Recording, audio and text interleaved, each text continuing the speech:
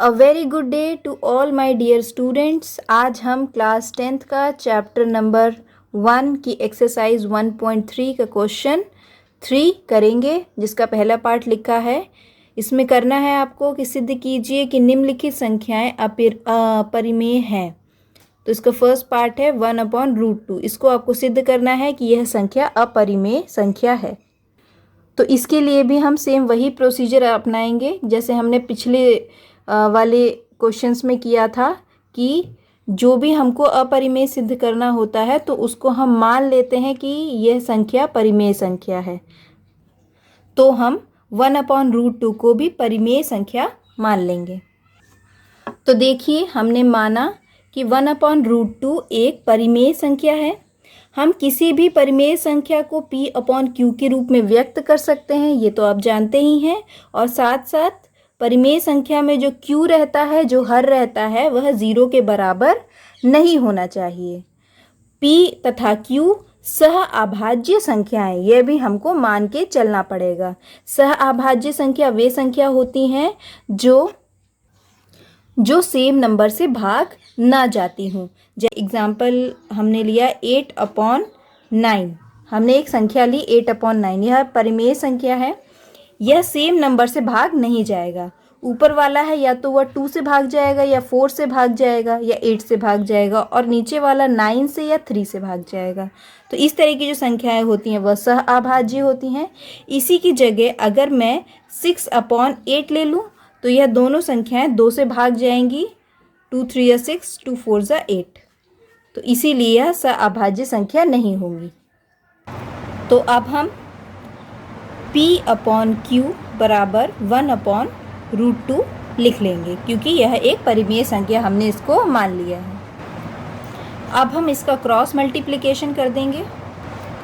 √2 तो चला जाएगा यहाँ पे, इसका हमने क्रॉस मल्टीप्लिकेशन किया तो ये हो जाएगा √2P इक्वल टू Q, इधर चला जाएगा इक्वल टू Q।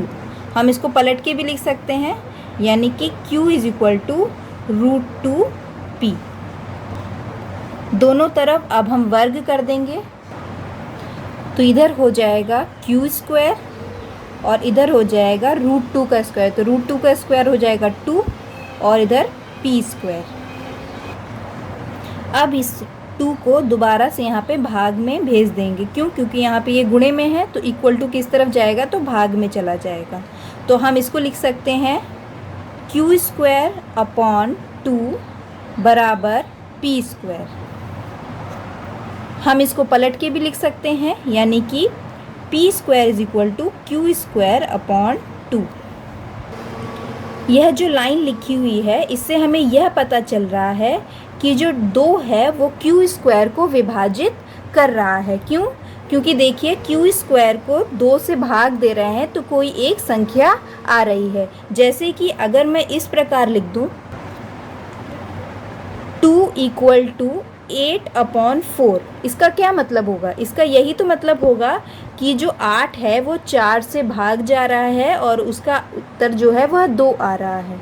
तो उसी प्रकार से यह लिखा हुआ है कि Q² 2 से भाग जा रहा है और उसका कुछ ये इस प्रकार आंसर आ रहा है। लेकिन इस चैप्टर के प्रमेय में है कि यदि कोई संख्या किसी दूसरी संख्या को विभाजित कर रही है तो वह संख्या उसके वर्गमूल को भी विभाजित करेगी। इसका एग्जाम्पल मैं आपको पहले वाले वीडियोस में बता चुकी हूँ कि किस प्रकार यह सिद्ध होता है।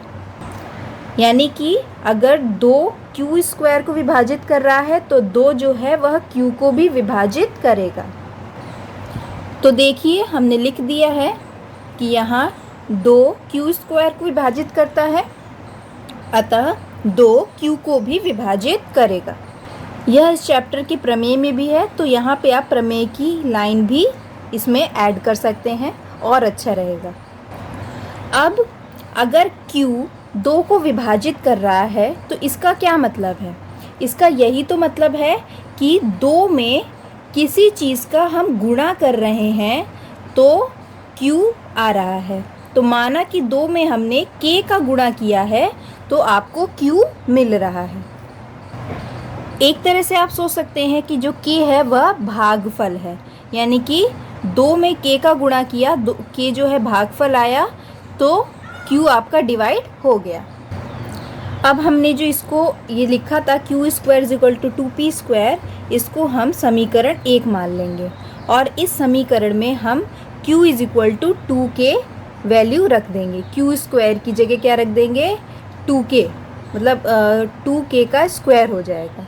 तो q स्क्वायर की जगह हम रखते हैं तो इधर हो जाएगा, ये देखिए हमने लिख भी दिया है कि q square is equal to 2p square में q इज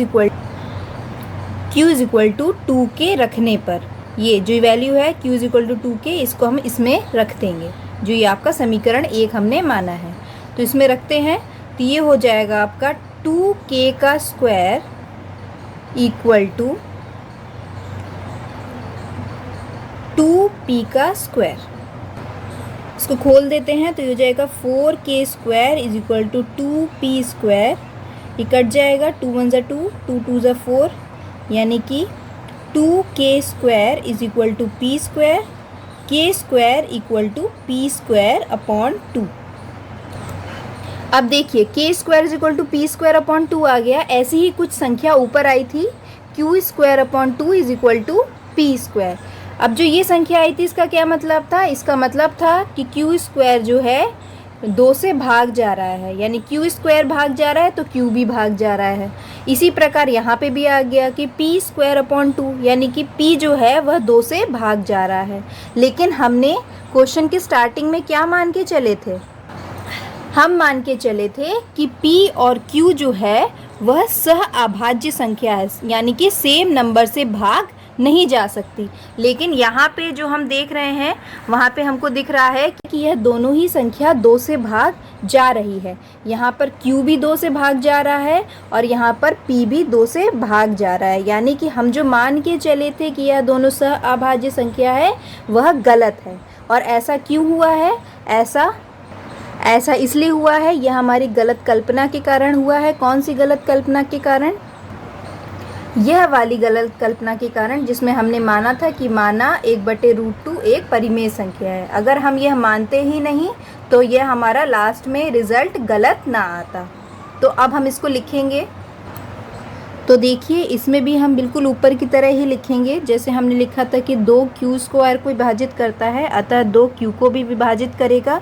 इसी प्रकार अगर 2p स्क्वायर को विभाजित करता है तो 2p को भी विभाजित करेगा, यानी कि जो 2 है वह उभयनिष्ठ गुणांक है p और q का। तो हम इसको किस प्रकार से लिखेंगे, हम लिखेंगे कि समीकरण 1 तथा समीकरण 2 से हम पाते हैं कि 2 जो है वह p को तथा q दोनों को विभाजित करता है, जिससे जो 2 है वह उभयनिष्ठ गुणांक है। इससे हमारी इस तथ्य में विरोधाभास प्राप्त होता है कि p तथा q सह अभाज्य संख्या हैं।